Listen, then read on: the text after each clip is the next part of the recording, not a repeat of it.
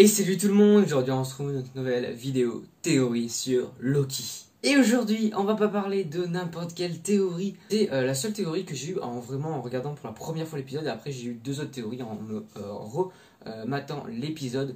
Ce que je vous conseille de faire parce que autant l'épisode 1 je ne me le suis pas rematé, je n'avais pas spécialement eu besoin. Le 2 je vous conseille d'aller vous le refaire.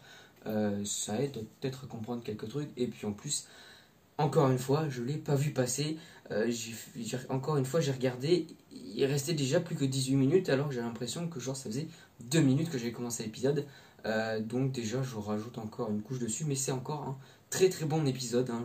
Je l'ai dit dans ma critique, mais un excellent épisode. D'ailleurs, si vous n'avez pas vu la critique, je vous invite à aller regarder. Elle est juste ici. Et d'ailleurs, comme vous pouvez le voir, j'ai changé un peu de décor. Il va peut-être un petit peu évoluer dans les quelques jours à venir, on va dire. Du coup, qu'est-ce que je vais parler dans cette vidéo, même si vous l'avez vu dans le titre et dans la miniature bien évidemment, on va parler du fait que Loki est directement lié à Spider-Man No Way Home, ou plutôt l'inverse, bref, dans les deux sens. Parce que tout simplement, dans l'épisode 2 de Loki, à la fin, quand Lady Loki fout le bordel dans toutes les périodes, dans plein de périodes de l'histoire, que ce soit du passé ou du futur, hein. On a d'ailleurs écrit, j'ai pas analysé le truc en détail, mais je le ferai pour la deuxième partie de la vidéo dans tous les cas. Du coup, on voit un moment Vormir, donc pour ceux qui n'auraient pas spécialement vu, ils auraient juste vu que c'est écrit Vormir, ce n'est pas le moment où Black Widow est morte, ou Gamora, c'est dans le futur, mais des centaines d'années plus tard, si je dis pas de bêtises. Donc on oublie, c'est juste de l'easter egg pour le coup, et je pense qu'on ne verra pas les conséquences sur Vormir, parce que je vois pas spécialement l'intérêt de relayer sur Vormir. Après, on n'est pas à l'abri qu'il y a un truc en plus sur Vormir qui soit caché, par exemple à l'intérieur de la planète. Ça pourrait être toujours cool de revoir la planète Vormir, parce que en soi, à part la pierre de l'âme, elle avait rien d'autre de bien, elle est bien intéressant, du moins de ce qu'on en sait dans le MCU. Mais ce serait toujours cool que on nous mette un autre truc dedans. Ça pourrait être toujours cool. Et du coup, on peut voir que tout plein de Nexus se forment. Et la TVA d'ailleurs est en plein... est débordée tout simplement. Hein, ils ont même pas, ça se voit qu'ils n'ont jamais fait face à quelque chose comme ça. Parce que tout simplement, on voit qu'il y en a un des deux qui surveillait... Enfin, une personne de la TVA qui vérifie dans un carnet les règles ou un truc comme ça. Enfin, du moins les opérations, tout ce qu'il faut faire. Donc ça se voit bien que ça n'a jamais été le cas. Pourquoi ça serait lié directement à Spider-Man? Et ben je vais vous faire patienter un petit peu parce que c'est quand même une assez grosse théorie en soi. Donc en premier temps, on peut directement imaginer que tout simplement ça fasse la guerre du multivers V2. Pour ceux qui l'auraient oublié, il y a déjà eu une guerre du multivers du coup avant que les gardiens du temps mettre en ordre tout ça, on va dire ça comme ça, même si j'ai une petite théorie sur la chose que je vous sortirai avant l'épisode 4. Et ben on pourrait tout simplement du coup assister à une guerre du multivers beaucoup plus gigantesque, possiblement, parce que du coup on aurait nos Avengers, tout, etc. Bref, beaucoup de monde. Les Gardiens de la Galaxie, ça pourrait être plutôt cool, parce que les Gardiens de la Galaxie, ils sont liés, il fallait protéger la galaxie, ça pas. Je vous apprends rien.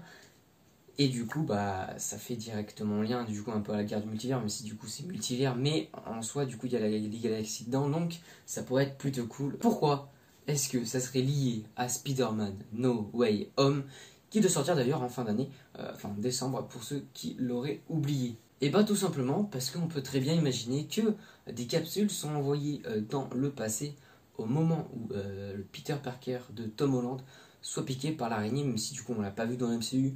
Mais on connaît l'histoire de Spider-Man, donc c'est plus ou moins la même, basiquement.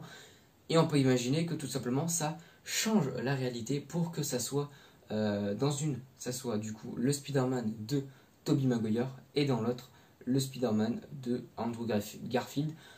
Après niveau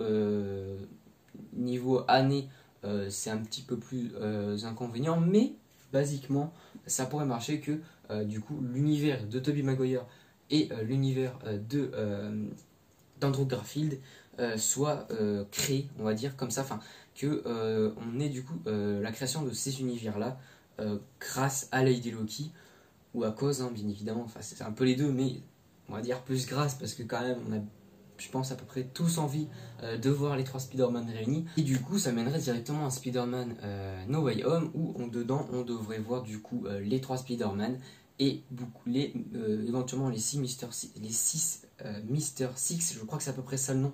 Enfin bref, du coup, les Docteur Octopus, Electro, le Vautour et bref, tous les autres, après, je sais plus exactement, bref. Enfin, de toute manière, il y a plein d'équipes des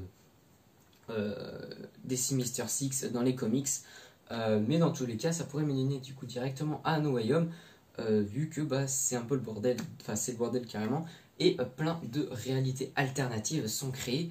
On peut très bien imaginer du coup que bah, y a ces réalités là alternatives qui sont créées, ou encore une réalité alternative où à la place de Robert Downey Jr. dans le rôle d'Iron Man, bah, Tom Cruise, hein, comme on avait eu la rumeur il y a quelques mois que Tom Cruise pourrait incarner Iron Man dans le futur. Est-ce que c'était plus ou moins réel? Je sais plus. Enfin, plus ou moins fiable? Je sais plus. Mais on pourrait très bien imaginer, parce que dans tous les cas, c'est sûr et certain que Tom Cruise ne remplacera pas Robert Downey Jr. dans le rôle d'Iron Man dans la réalité principale. Et ensuite, on pourrait imaginer plein d'autres trucs. Et ça peut également faire lien à What If, parce que tout simplement, bah, dans What If, ça va explorer plein de réalités alternatives. Et ça serait cool, et ce serait assez étonnant d'ailleurs que ce soit pas lié au MCU, parce que, après, c'est totalement possible, hein, mais j'ai envie de dire que la série What If est également liée à Loki, du fait que Lady Loki ait fait plein de réalités alternatives. Mais je vais pas trop m'étaler sur le fait de toutes les réalités alternatives qu'on pourrait voir, parce que je vais essayer de vous en faire une vidéo avant l'épisode 3, parce que bah, sinon il y a grande chance, même si c'est à 99,9% que dans l'épisode 3 on saura tout ça.